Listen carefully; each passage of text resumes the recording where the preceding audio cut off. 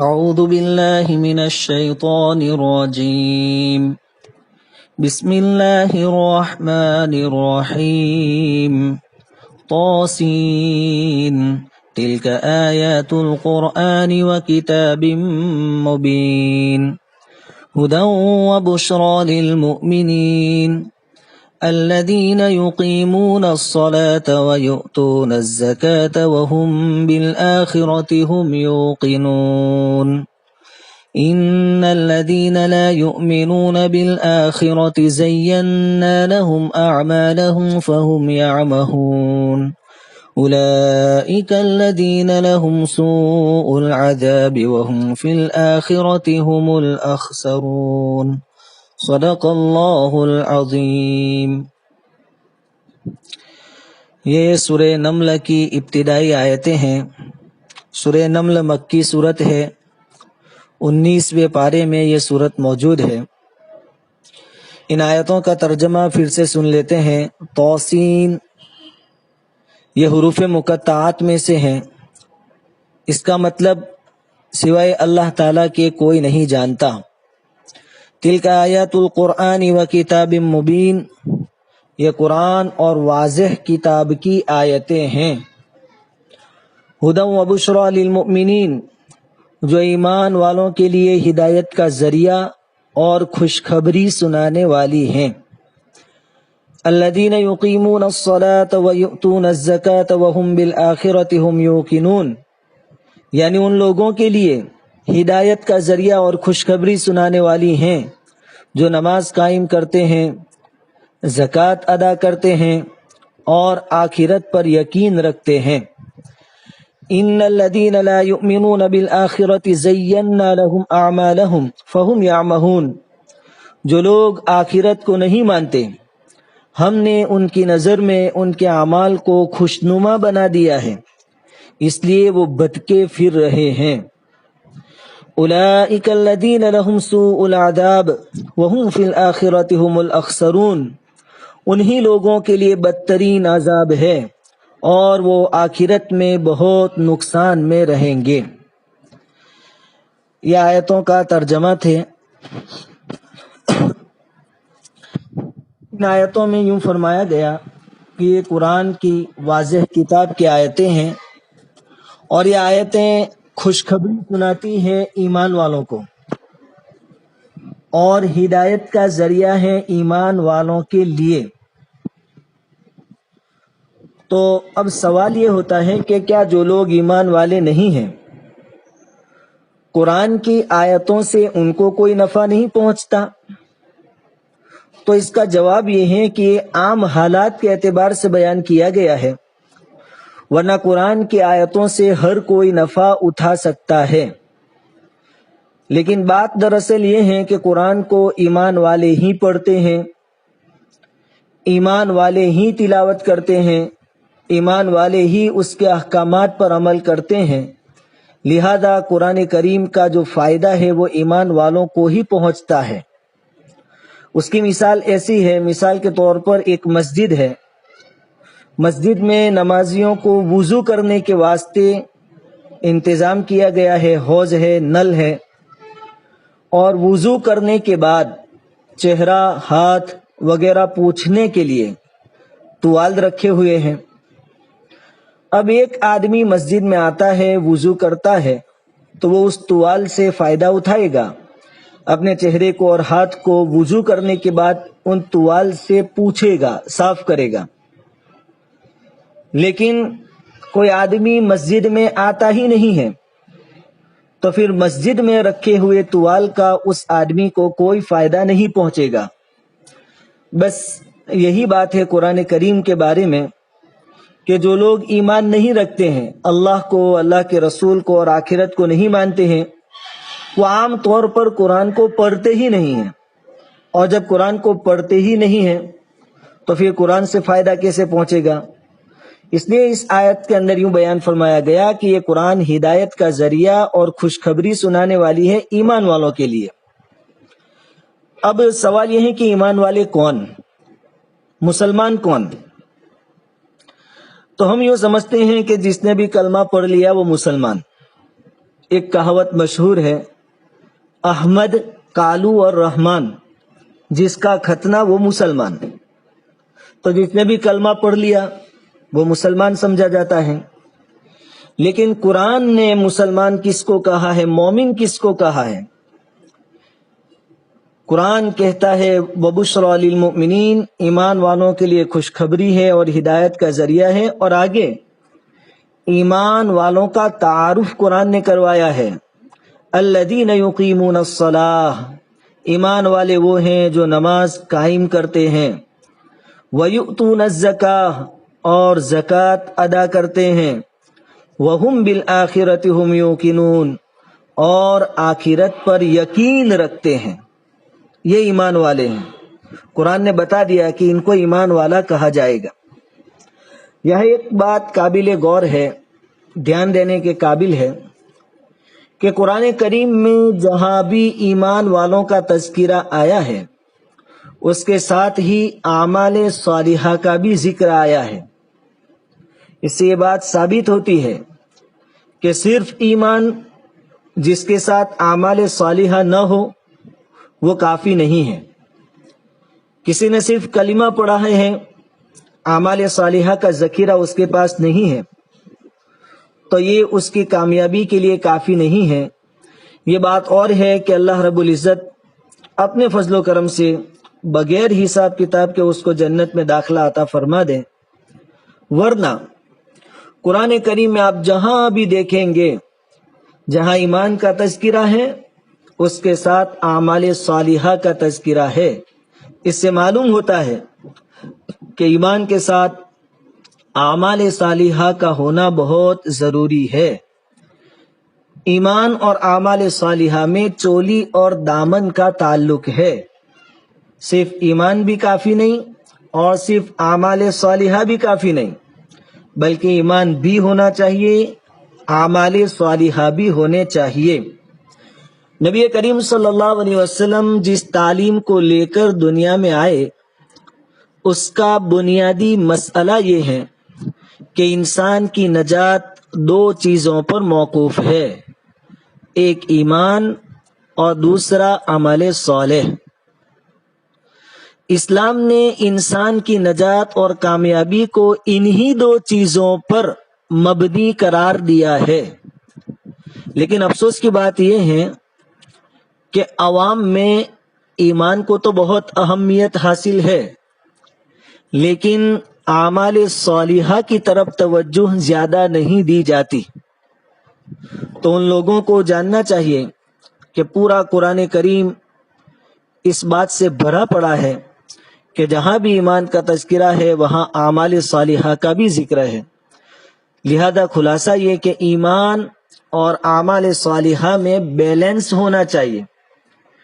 اب کچھ آیتیں میں آپ کی خدمت میں پیش کرتا ہوں جس میں اللہ تعالیٰ نے ایمان کے ساتھ اعمال صالحہ کا ذکر فرمایا ہے۔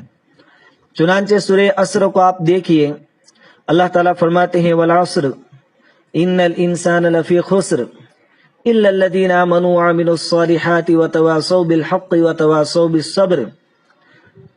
اس سورت کا ترجمہ، زمانہ اپنی پوری انسانی تاریخ کے ساتھ گواہ ہے کہ انسان سارے کے سارے گھاٹے میں ہیں، نقصان میں ہیں، لیکن وہ جو ایمان لائے اور اچھے کام کیے وہ لوگ خسارے اور گھاٹے اور نقصان سے بچ سکتے ہیں۔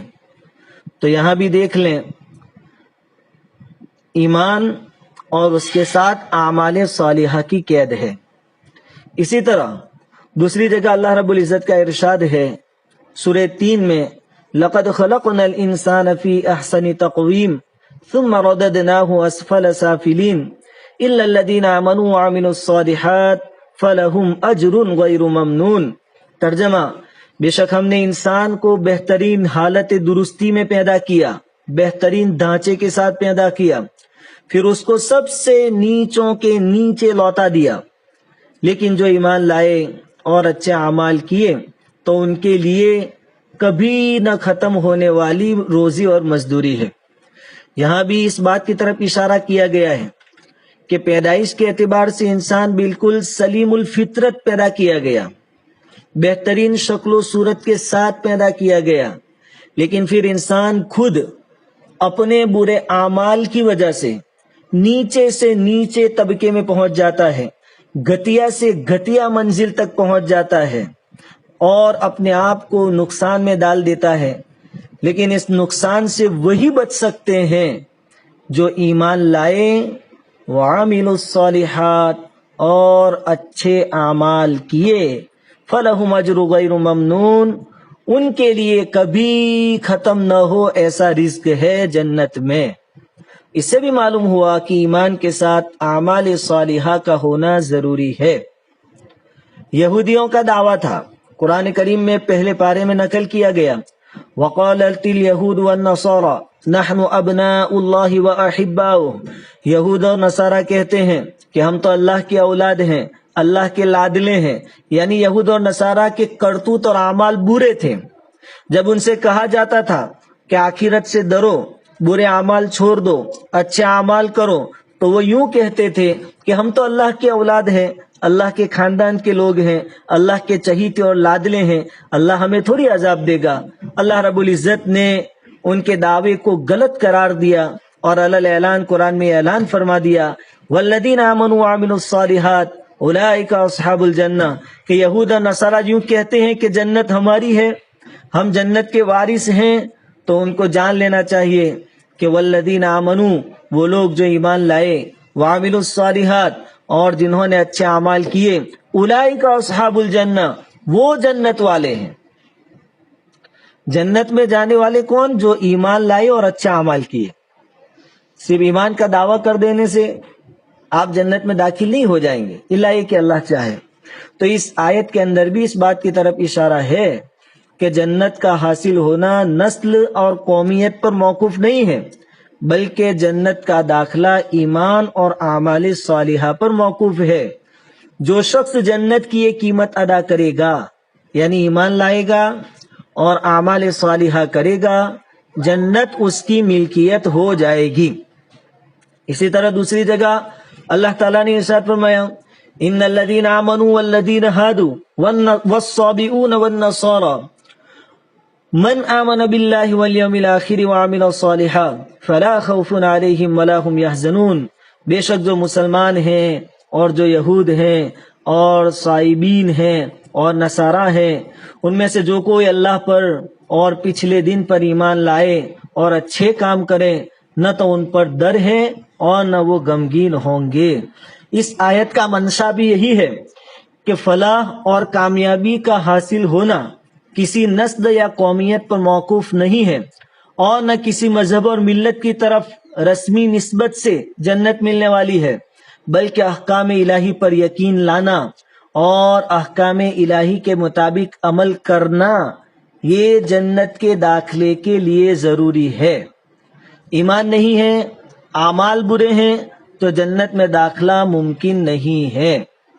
اسی طرح ایک اور جگہ پر اللہ تعالیٰ نے ارشاد فرمایا، فخلف من بعدهم خلف اضاعوا الصلاة واتبعوا الشهوات فسوف يلقون غيا الا من تاب وآمن وعمل صالحا فاولئك يدخلون الجنة ولا يظلمون شيئا۔ تو ان کے بعد ان کے ایسے جانشین ہوئے جنہوں نے نماز کو برباد کر دیا اور نفسانی خواہشات کی پیروی کی، تو وہ گمراہی میں جا ملے، لیکن جس نے توبہ کی اور ایمان لے آئے اور نیک اعمال کیے تو وہی لوگ جنت میں داخل ہوں گے، اور ان کا ذرا سا حق بھی مارا نہیں جائے گا۔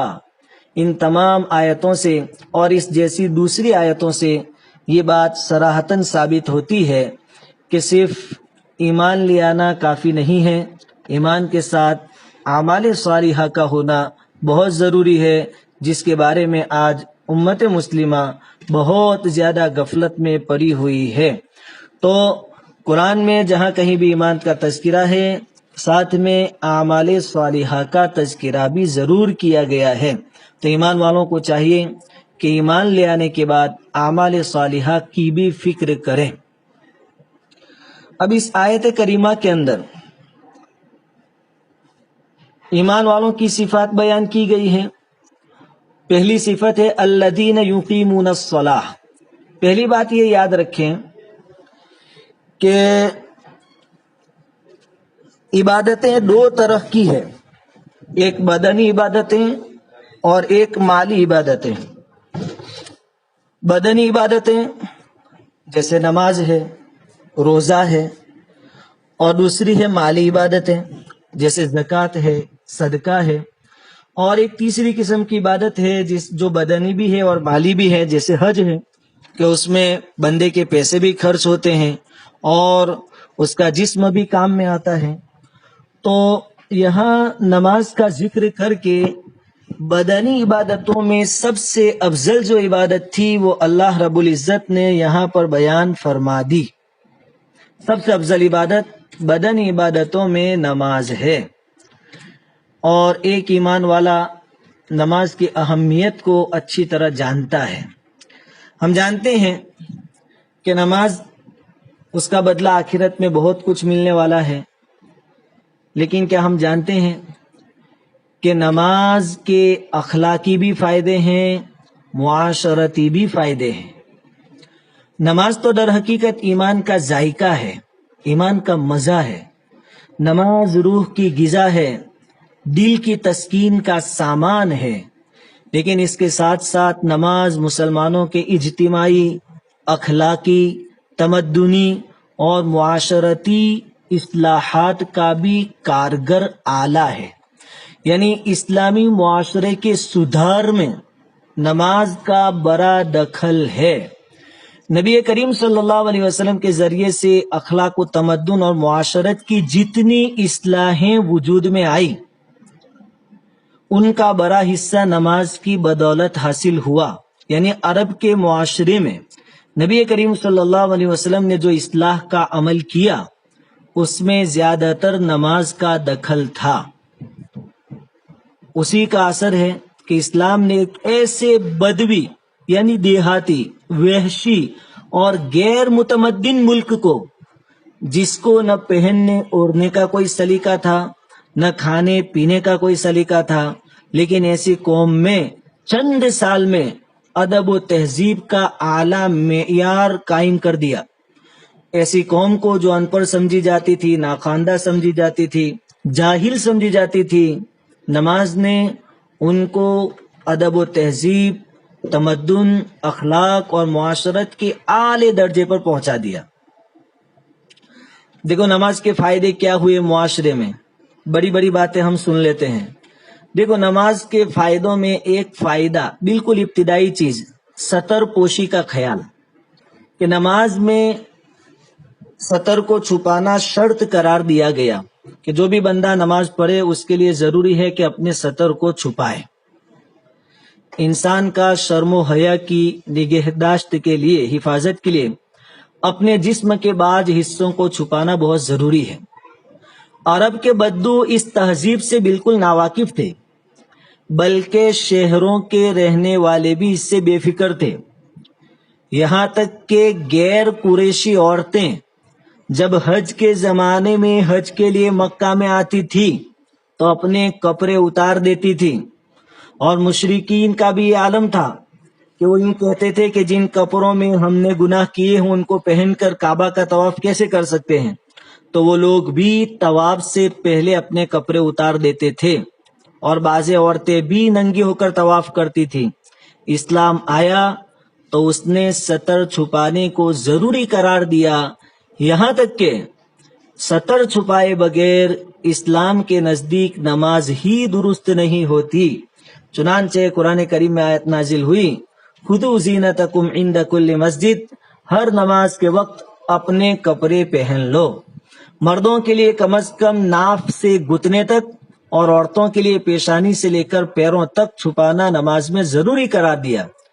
اس تعلیم کا اثر کیا ہوا کہ ستر چھپانے کی اس تعلیم نے جاہل اور وحشی عربوں کو، اور جہاں جہاں اسلام گیا وہاں کے ننگے رہنے والے لوگوں کو ستر چھپانے پر مجبور کر دیا. اور نماز کی تاکید نے دن میں 5 دفعہ ان کو اس فرض سے آشنا کر کے ہمیشہ کے لیے ان کو ستر پوش بنا دیا. تو نماز کا پہلا فائدہ سب سے زیادہ عرب کو جو ہوا اور پوری دنیا کو جو ہوا سب سے پہلے فائدہ وہ ستر پوشی کا فائدہ ہوا کہ نماز میں ستر چھپانا اسلام نے ضروری قرار دیا، تو پورے عرب نے اپنے ستر کو چھپانا لازم اور ضروری سمجھا، اور پہلے جو لوگ ننگے رہا کرتے تھے، برہنہ رہا کرتے تھے، وہ لوگ ستر چھپانے والے بن گئے۔ اس کے بعد نماز کے ذریعے کیا ملا؟ نماز کے ذریعے طہارت اور پاکی کا سبق ملا۔ یہ طہارت اور پاکیزگی اسلام کے اولین احکام میں سے ہیں۔ سب سے پہلے سورہ اقرا نازل ہوئی 5 آیتیں، اس کے بعد جو دوسری وحی نازل ہوئی حضور صلی اللہ علیہ وسلم پر، اس میں طہارت اور پاکیزگی کا حکم دیا گیا۔ چنانچہ ارشاد خداوندی ہوا وَثِيَابَكَ فَطَهِّرْ، اور اپنے کپڑوں کو پاک رکھیے۔ چنانچہ اسلام نے طہارت اور پاکیزگی کے اصول قائم فرمائے، اور حضور صلی اللہ علیہ وسلم نے اپنی تعلیمات سے طہارت کے حدود متعین فرمائے، اور نماز کی درستی کے لیے، نماز کے صحیح ہونے کے لیے ضروری قرار دیا کہ انسان کا بدن اور اس کے کپڑے اور اس کی نماز پڑھنے کی جگہ نجاستوں سے اور گندگیوں سے پاک ہو۔ اہل عرب کو دوسری وحشی قوموں کی طرح طہارت اور پاکیزگی کی بالکل خبر نہیں تھی، وہ اس سے ناآشنا تھے، یہاں تک کہ ایک بدو نے، ایک دیہات کے رہنے والے نے مسجد نبوی میں آ کر سب کے سامنے بیٹھ کر پیشاب کر دیا۔ صحابہ کرام اس پر غصے ہو گئے، اس کو مارنے کے واسطے دوڑے۔ آپ صلی اللہ علیہ وسلم نے ان کو روکا اور اس بدو کو، اس دیہاتی کو اپنے پاس بلا کر نہایت مہربانی سے فرمایا کہ یہ مسجد نماز پڑھنے کی جگہ ہے، اس قسم کی نجاستوں کے لیے یہ جگہ نہیں ہے، اور صحابہ کرام کو حکم فرمایا کہ نجاست پر پانی بہا دو۔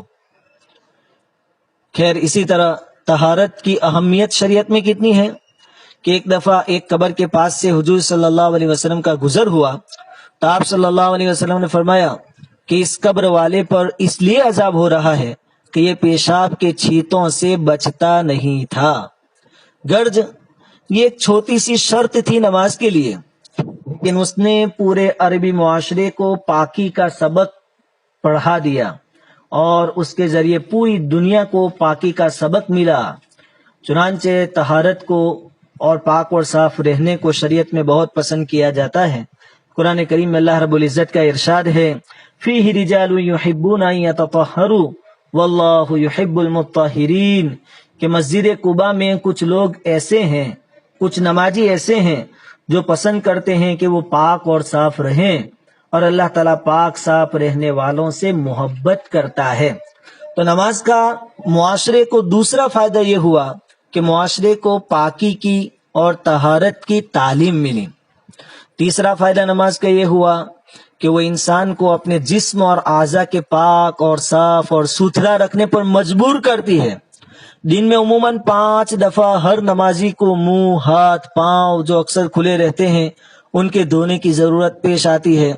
ناک میں پانی ڈال کر ناک صاف کرنی پڑتی ہے، اور آج کے دور میں جبکہ کورونا وائرس پوری دنیا میں پھیلا ہوا ہے، ہم جانتے ہیں کہ علماء کی طرف سے ہمیں یہ ہدایتیں دی جاتی ہے، اور بلکہ ڈاکٹری لائن سے بھی ہمیں یہ بتایا جاتا ہے کہ جو وائرس انسان کے جسم میں داخل ہوتا ہے وہ منہ یا ناک کے ذریعے داخل ہوتا ہے۔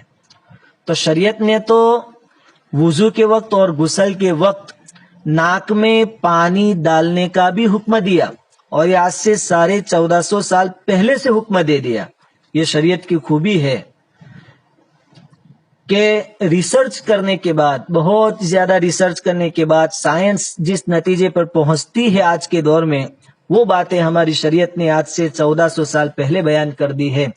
خیر، نماز کی برکت سے طہارت کا حکم ملا، اور اس کے ذریعے ناک میں پانی ڈالنے کا حکم دیا گیا، جس کی بدولت ایک مسلمان، ایک انسان بہت ساری جسمانی بیماریوں سے اپنے آپ کو بچا سکتا ہے۔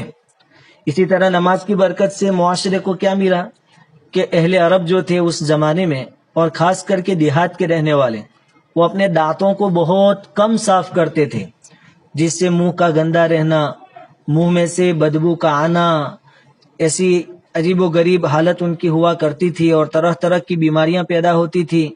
حضور صلی اللہ علیہ وسلم نے ہر نماز کے وقت مسواک کرنے کی اتنی تاکید فرمائی کہ گویا قریب تھا کہ حضور مسواک کو واجب قرار دے دیتے، بلکہ حضور نے فرمایا کہ اگر میری امت پر یہ شاق نہ گزرتا، دشوار نہ گزرتا، تو میں اس کو یعنی مسواک کرنے کو ضروری قرار دیتا۔ تو نماز کی برکت سے منہ کی صفائی کا حکم ملا، جسم کی طہارت کا حکم ملا، پھر اپنے سطر کو چھپانے کا حکم ملا، دانتوں کی صفائی کا حکم ملا۔ اسی طرح پانی کی کمی کی وجہ سے اہل عرب نہاتے بہت کم تھے، غسل کم کرتے تھے۔ اہل عرب کے کپڑے عام طور پر اون کے ہوتے تھے، اور اہل عرب محنت مزدوری کیا کرتے تھے، جس سے پسینے میں شرابور ہوا کرتے تھے، اور چونکہ ایک ایک کپڑے کو ہفتوں تک پہنے رکھتے تھے، اس لیے جب مسجد میں نماز پڑھنے آتے تو ان کے بدن اور کپڑوں سے بدبو آتی تھی۔ اس بنا پر اسلام نے ہفتے میں کم از کم ایک مرتبہ جمعہ کی نماز سے پہلے غسل کرنے کو ضروری قرار دیا۔ حضور صلی اللہ علیہ وسلم کا ارشاد ہے، بخاری شریف کی روایت ہے، غسل یوم الجمعۃ واجب علی کل محتلم، جمعہ کے دن غسل کرنا ہر بالغ پر ضروری ہے۔ اگرچہ احناف کے نزدیک یہ واجب نہیں ہے، سنت ہے، لیکن شریعت نے ہمیں یہ حکم دیا کہ کم سے کم ہفتے میں ایک مرتبہ غسل ضرور کیا کریں۔ تو نماز کی برکت سے معاشرے کو غسل کا حکم ملا، پاکی کا حکم ملا۔ نماز کی برکت سے معاشرے کو وقت کی پابندی کا بھی سبق ملا۔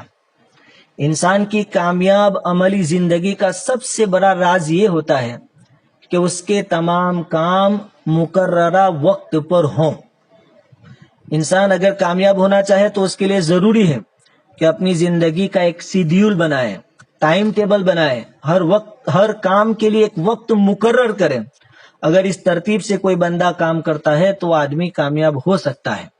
ویسے انسان فطرتاً آرام پسند اور راحت طلب پیدا ہوا ہے، اس کو وقت کا پابند بنانے کے لیے ضروری ہے کہ اس کے بعض کاموں کے اوقات زبردستی نکی کر دیے جائیں، زبردستی مقرر کر دیے جائیں۔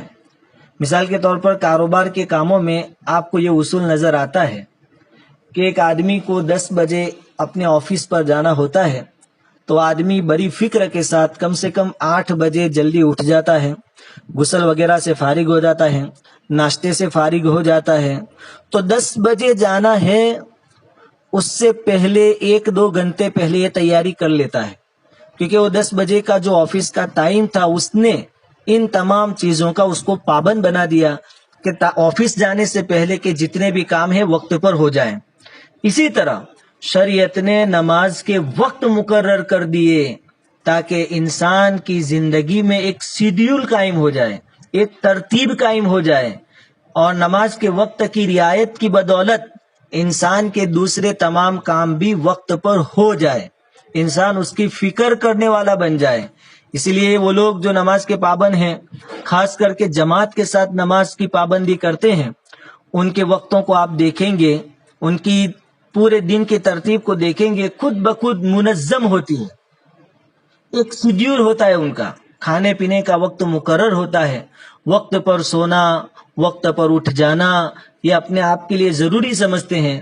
مشہور صحابی حضرت سلمان فارسی رضی اللہ تعالیٰ عنہ کا ایک مقولہ ہے جس کا ترجمہ یہ ہے کہ نماز ایک پیمانہ ہے، جس نے اسے پورا ناپا اس کو پورا ناپ کر دیا جائے گا، اور جس نے ناپنے میں کمی کی تو تمہیں کم ناپنے والوں کی سزا معلوم ہے۔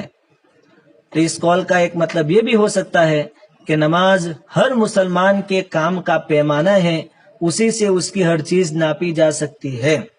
تو نماز کی برکت سے معاشرے کو وقت کی پابندی کی اہمیت پتہ چلی، اور ہر کام وقت پر ہو جاوے، یہ سبق شریعت کی طرف سے دیا گیا۔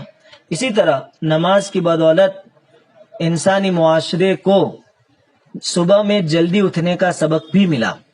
ڈاکٹری لائن سے، طبی لائن سے اور تندرستی کے اعتبار سے رات کو جلدی سونا اور صبح کو جلدی اٹھنا یہ بہت ضروری ہوتا ہے، یہ ہر کوئی جانتا ہے۔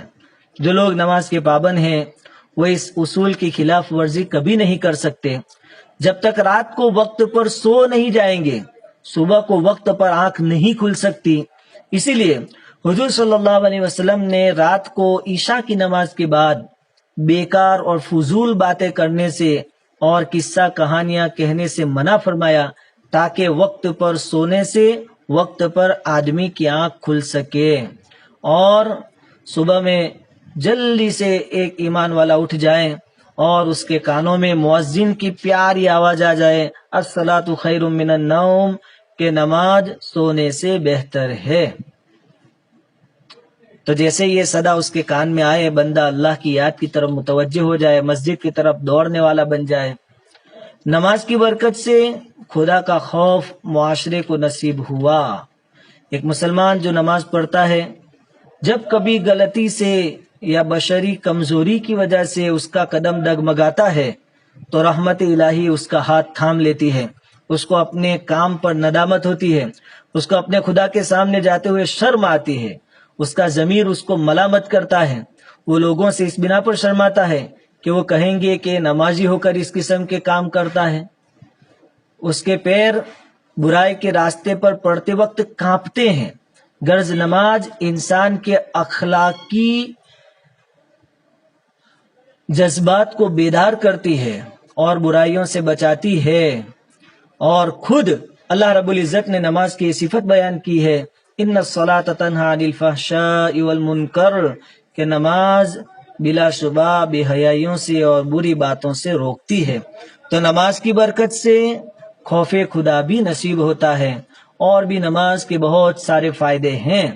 لہذا ہم ایمان والوں کو چاہیے کہ 5 وقت کی نماز جماعت کے ساتھ صف اولی میں ادا کرنے کی کوشش کریں، اور یہ رمضان المبارک کا مہینہ ہے جہاں نفل کا ثواب فرض کے ثواب کے برابر ہو جاتا ہے، اور ایک فرض کی ادائیگی کا ثواب 70 یعنی 70 فرضوں کے ادائیگی کے ثواب کے برابر ملتا ہے۔ تو اس مہینے میں ہر نماز کو صف اولی میں تکبیر اولی کے ساتھ پڑھنے کی کوشش کریں۔ نماز کے ویسے بھی بے شمار فائدے ہیں۔ خیر، یہ جو آیت کریمہ تھی جس میں الذین یقیمون الصلاۃ جو نماز کو قائم کرتے ہیں، اس کا خلاصہ یہ ہے کہ نماز جہاں عبادت ہے، عبادت ہونے کے ساتھ ساتھ نماز کے انسانی معاشرے پر بھی بہت سارے اثرات ہیں۔ نماز نے ستر چھپانے کا ہمیں سبق دیا، نماز نے وقت کی پابندی کا سبق دیا، نماز نے خوف خداوندی کا ہمیں سبق دیا، نماز نے ہاتھ منہ دھونے کا سبق دیا، نماز نے کپڑوں کو پاک اور صاف اور ستھرا رکھنے کا ہمیں سبق دیا، اور بھی بہت سارے فائدے نماز میں ہیں۔ تو جو ایمان والے ہیں ان کی صفت یہ ہے کہ وہ نماز کو قائم کرتے ہیں، اور یہاں پر نماز قائم کرنا کہا گیا، نماز پڑھنا نہیں کہا گیا، یعنی نماز کو اس کے وقت کی رعایت کے ساتھ، سنن و آداب کی رعایت کے ساتھ ادا کرنا، اس کو کہتے ہیں اقامت صلاۃ۔ اللہ رب العزت آج کے درس میں جتنی باتیں کہی گئی ان تمام پر مرتے دم تک عمل کرنے کی توفیق عطا فرمائیں۔ وآخر دعوانا ان الحمد للہ رب العالمین۔